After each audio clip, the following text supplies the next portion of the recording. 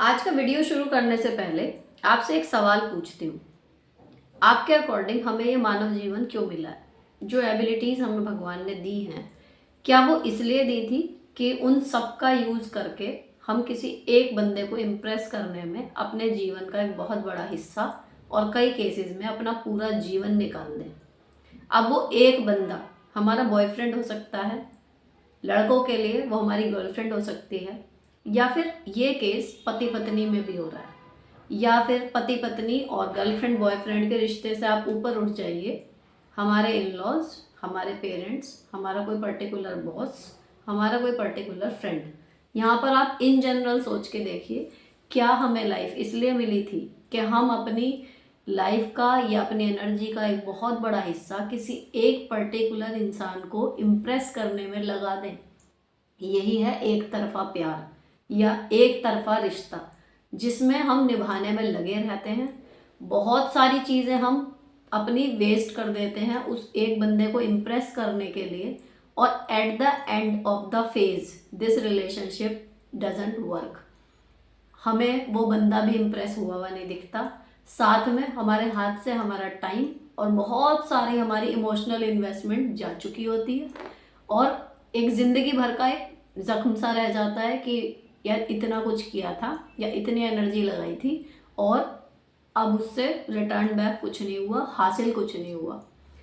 इसमें भी सबसे गंदी बात वो हो जाती है कि जब हम देख रहे हैं कि हमारे साथ गलत हो रहा है, या इस रिश्ते में कुछ आगे बढ़ने की गुंजाइश नहीं है, या फिर इस बंदे से हमें वो रिवर्ट बैक नहीं मिलेगा इमोशनली जो हम उसको दे रहे हैं, फिर भी हम इतना ज़्यादा जुड़े हुए हैं उस इंसान से कि हम छोड़ ही नहीं पा रहे। हमें पता है कि ये नुकसान दे रहा है रिश्ता हमें, फिर भी नहीं हम छोड़ पा रहे। तो आज के जो क्वेश्चन है ना, वो इसी तरीके के हैं। चलो इस पे बात करते हैं। और ये वीडियो ऐसी होने वाली है कि ना तो सिर्फ ये हम लोगों के लिए जो शादीशुदा हैं या जो अपने घर में किसी पर्टिकुलर रिश्ते में इन्वेस्ट कर रहे हैं, फिजिकली, इमोशनली, फाइनेंशियली, बल्कि मैंने देखा है जो जब एक एज होती है शादी से पहले वाली, जब हम रोमांस में होते हैं, रिलेशनशिप्स बना रहे होते हैं, बच्चे, लड़के लड़कियां, और वो अपना लाइफ पार्टनर ढूंढ रहे होते हैं, अभी तक ढूंढा नहीं होता, उस टाइम पे जो लकी वन होते हैं उनको ये है कि बराबर का मिल जाता है प्यार के, जितना हम कर रहे हैं सामने वाला भी उतना कर रहा है। लेकिन कई बार ऐसा होता है कि हमें कोई बहुत ज़्यादा पसंद आ गया और सामने से वो चीज़ नहीं आ रही, और उस चक्कर में बच्चे अपना गोल्डन टाइम जो अपनी करियर की प्रिपरेशन में निकाल सकते थे, अपनी सेल्फ ग्रोथ में खर्च कर सकते थे, और बहुत सारा जो कहना चाहिए जो टर्निंग पॉइंट होता है बच्चों की लाइफ का, जिसमें वो अपने आगे के 20-30 साल कैसे बिताएंगे वो डिसाइड हो जाता है, वो वहाँ पर उसे इन्वेस्ट ना करके इन्वेस्ट कर देते हैं उस बंदे में, और उसके साथ ही हो जाता है ख़त्म। अब आज ये टॉपिक यहाँ पे क्यों निकला? क्वेश्चन आया था, एक्चुअली क्वेश्चन मिस हो गया, पौन घंटा मैंने ढूंढा, वो पता नहीं कहाँ गया, या तो उन्होंने डिलीट कर दिया या क्या हुआ, मुझे नहीं मिला वो दोबारा। क्वेश्चन क्या था कि शादी हो चुकी है, सब कुछ किया इन्होंने अपने पति के साथ जो खुश रखने के लिए कर सकती थी, यानी कि उनके परिवार की सेवा, उनके घर को संभालना, उनकी गाली गलौज तक सहना, मारपीट तक सहना। लेकिन अब उनके पति किसी और महिला से बात कर रहे हैं, उससे मिलने जाते हैं, इनसे बर्दाश्त नहीं होता क्योंकि ये अपने पति से बहुत ज़्यादा जुड़ी हुई हैं इमोशनली, मैं उन्हें छोड़ नहीं सकती। क्योंकि ऑब्वियसली उनके घर वाले, उनके जो भी जानने वाले हैं, जब ये सब सुनते होंगे तो उन्हें यही कहते होंगे शादी से निकल। कोई भी टॉक्सिक पति है तो यही आदमी कहेगा कि भैया निकल इस शादी से। लेकिन उन्होंने पहले ही लिख दिया कि मैं उन्हें छोड़ नहीं सकती, यानी कि वो अपने पति से बहुत ज़्यादा प्यार करती है। सेम होता है जब कॉलेज गोइंग लड़का लड़की होते हैं, एक एज होती है रोमांस की जब आती है, तो एक वो होता है ना कि फेज आता है जब आपके प्रेमी प्रेमिका से बढ़ के कुछ नहीं होता लाइफ में, वो वाले फेज में भी सेम होता है। तो कई लोग लकी होते हैं, उनको प्यार के बदले प्यार सामने से उतना मिल जाता है, लेकिन कुछ लोग एक तरफा प्यार करते हैं, हमें कोई पसंद आ गया और दूसरा सामने से वहाँ से फीलिंग्स उतनी नहीं आ रही। ठीक, अब कौन हमें गाइड कर रहा है? हमारे मूवीज़, हमारे सीरियल्स, या कुछ भी जो अब तक हम सुनते आए हैं। मैं तो अपनी जनरेशन की बात कर रही हूँ, जो हमारे टाइम पे हमें प्यार की परिभाषा टीवी और मूवीज़ के ज़रिए बताई गई वो ये थी कि एक तरफा प्यार, हम गिविंग साइड पे हैं, सामने वाला प्यार करे ना करे हम तो करेंगे। हमने उससे शर्त तो नहीं रखी थी, शाहरुख खान की मूवीज में होता था ना कि प्यार करने से पहले आपने शर्त रखी थी कि वो भी आपसे करेगा, जो अगर आपको पता चल गया वो आपसे नहीं करती तो आप प्यार करना बंद कैसे कर सकते हो। और हम लिटरली बिलीव करते थे इन चीज़ों पे कि हाँ एक तरफा प्यार ये वो। भाई कबाड़ है ये चीज़। हम अपनी एनर्जी, हम अपना टाइम, हम अपने इमोशन किसी में इन्वेस्ट कर रहे हैं, क्यों ना हम उम्मीद करें कि वो भी करेगा हमारे लिए। और अगर वो नहीं कर रहा तो हम क्यों इन्वेस्ट करे जा रहे हैं। क्या पूरी दुनिया में वो एक ही इंसान बचा है जो हमारी फीलिंग्स का जवाब दे सकता है? क्या और कोई नहीं मिलेगा दुनिया में? भगवान ने हमारे लिए किसी को बनाया नहीं होगा। लेकिन जब हम इस फेज में होते हैं एक तरफा प्यार में, चाहे शादी से पहले या शादी के बाद, तब क्या हो रहा होता है, हमें ऐसा लग रहा होता है कि पूरी दुनिया सिमट के उस एक इंसान के अंदर आ गई है और अगर वो नहीं होगा तो दुनिया ही नहीं बचेगी, हमारे लिए तो बचेगी नहीं। लिटरली ऐसा फील होता है, ठीक। और उसमें क्या हो रहा होता है, हम अपने आप को बिल्कुल ख़त्म कर चुके होते हैं। वो कुछ भी करके बस हमें ये चाहिए कि वो बंदा हमसे प्यार करे, वो बंदा भी हमारे लिए वैसा फील करे जो हम चाह रहे हैं। लेकिन सैड पार्ट इज़ दैट कि जो फीलिंग्स होती हैं वो ऑर्गेनिक होती हैं। अगर आप किसी की फीलिंग में नहीं आए, ऑटोमेटिकली नहीं हुआ उसे आपसे प्यार, अटैचमेंट, कुछ भी वो वाला लेवल नहीं हुआ जो आप करते हो, आप उसके लिए कितना भी कर लो, कितना भी, वो दिमाग से आपसे जुड़ सकता है, एक सॉफ्ट कॉर्नर आपके लिए बन सकता है ये सोच के कि उसकी ज़रूरत में आप उसके काम आओगी या आओगे, लेकिन वो आपसे वो फीलिंग नहीं रखेगा जिसकी जुड़नी होती है, उसकी शुरू में ही जुड़ जाती हैं फीलिंग। तो अगर आप किसी के पीछे लगे हुए हो कि मैं ये कर दूँ, मैं थोड़े और सेक्रीफाइस कर दूँ, मैं थोड़ा और एफर्ट डालूँ इस रिश्ते में तो ये बंदा मुझे वैसा प्यार करेगा, भाई वो नहीं करेगा। ये चीज़ जब तक समझ में नहीं आएगी आप ऐसे ही उल्लू बनते रहोगे। अब इस क्वेश्चन में आपके पति, उन्हें जवाब भी यही दिया कि अगर आप नहीं हटती अभी भी पीछे, वो सुसाइड तक करने को दिमाग में आइडिया आ रहे हैं उस बंदी के, लेकिन वो अपने पति को नहीं छोड़ सकती। अरे भाई ऐसा भी क्या है, जब वो आपका है ही नहीं बंदा तो आप उसे क्यों नहीं छोड़ रहे। और मान लो आप बहुत ज़्यादा जुड़े हुए, मैं बताऊँ, आप जब उसे छोड़ोगे ना आपको ऐसा लगेगा 1-1.5 साल के लिए कि आपको सांस नहीं आ रही, या फिर आप मतलब इससे तो मर जाना बेहतर। बट एक्चुअली बताऊँ कुछ नहीं होता ऐसा, जब तक आपके यहाँ है तभी तक है। जिस दिन आपने निकाल दिया ना कि इतनी दुनिया की जनसंख्या में वन ऑफ देम है वो, उसके जैसे, उससे बेटर, उससे नीचे लाखों करोड़ों लोग पड़े हैं, आप आंख उठा के देखोगे ना आपके सर्कल में मिल जाएंगे। तो ये हमारा प्यार, हमारा इमोशन है जो उसको इतना वैल्यूएबल बना रहा है, लेकिन उसकी वैल्यू जितनी बढ़ती जा रही है आप उसके पैरों की जूती बनते जा रहे हो। और अगर आप अपने इन इमोशन को कंट्रोल नहीं कर पाओगे तो तैयार रहो, जब वो आज उस महिला से बात कर रहे हैं, मिलने जा रहे हैं, कल को लेके भी आ जाएंगे। आपने देखे भी होंगे सेलिब्रिटी कपल की 2-2 पत्नियां लेके घूम रहे हैं, तो वो क्या है, पहली पत्नी का आपको क्या लगता है स्टेटस क्या होगा? वो यही रहा होगा ना कि वो देख रही है गलत हो रहा है, वो देख रही है कि उसका अपमान हो रहा है, वो देख रही है सब कुछ हो रहा है, लेकिन कुछ चीज़ों के चलते वो नहीं कर पा रही अपने पति से अलगाव, और साथ में दूसरी पत्नी भी आ गई।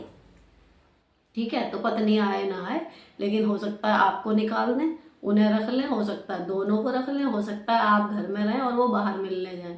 तो भाई तीनों ही कंडीशन इतनी जलील है ना ये, कि इनसे अच्छा आप ये मान लो कि भगवान ने वो आदमी छीन लिया मुझसे, आपसे जीते जी नहीं छोड़ा जा रहा ना। आप ये सोच लो कि ओह भगवान ने, अगर वो भगवान के पास ही चले जाएं तब भी तो आप रहोगे उनके बिना, या उनके साथ चली जाओगी, ठीक है ना। तो भाई सबसे पहला रिश्ता हमारा खुद से है, और अगर हम अपना ध्यान नहीं रख सकते, हम अपनी रिस्पेक्ट नहीं कर सकते, हम अपनी फीलिंग्स की कदर नहीं कर सकते, तो दूसरे का ध्यान, दूसरे का रिस्पेक्ट, दूसरे का प्यार हम कैसे करेंगे।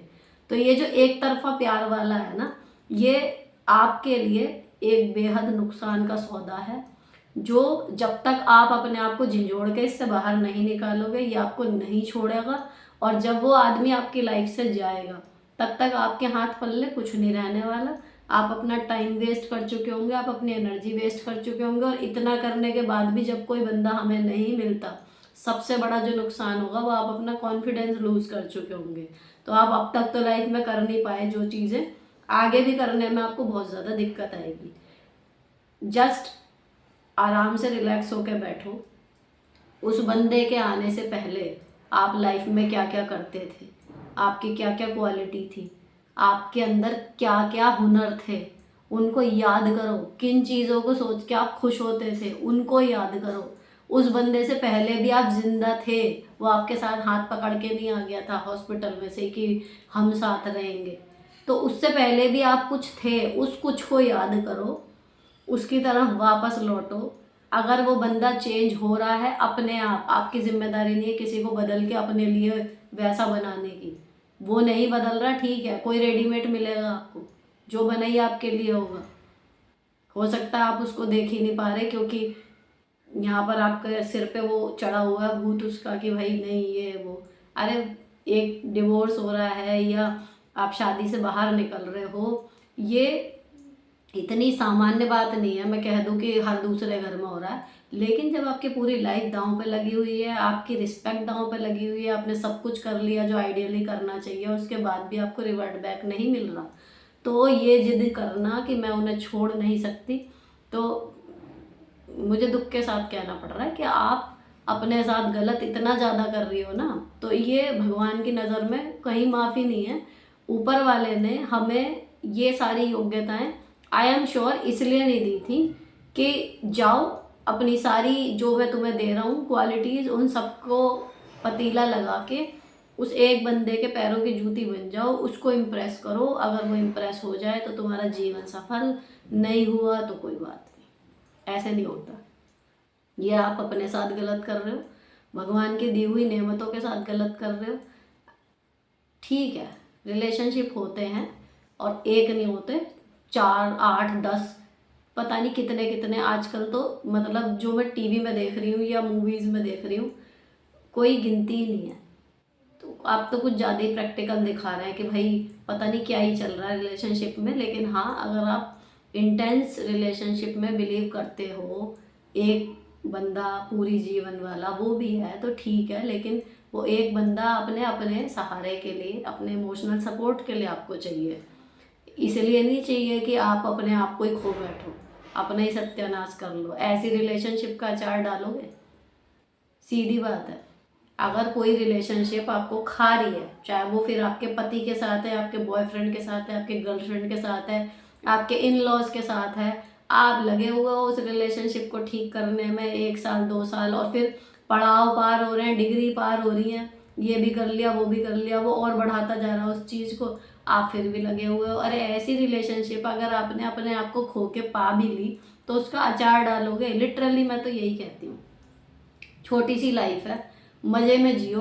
अगर किसी की वजह से इतनी ज़्यादा परेशानी आ रही है तो क्यों लकड़ी लेनी है, उसको भी फ्री छोड़ो कि भाई तू जा, जिससे फ़ोन पे बात कर रहा है, जिससे कर रहा है कर ले, तुझे शादी करनी है कर ले, तू मेरी हेडेक मत ले, मुझे छोड़, मैं रह लूँगी अकेले अपने आप जैसे भी होगा। और आप सच में रह लोगे, कोई दिक्कत नहीं होने की। 6.5 महीने का आपको लगेगा कि डिप्रेशन हो रहा है ये वो ये, भाई भूल जाओ, उसकी अच्छी बातों को याद मत करो।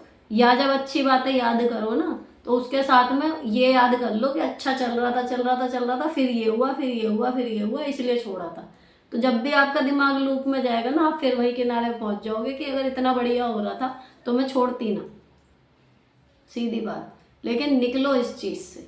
अब एक क्वेश्चन मैं बताऊं, अभी ये एक तरफा प्यार की बात छोड़ो, अगला क्या आया, एक ने पूछा है अपनी फ्रेंड के लिए, ठीक क्या जी वो भक्ति मार्ग में जुड़ी हुई है मेरे से।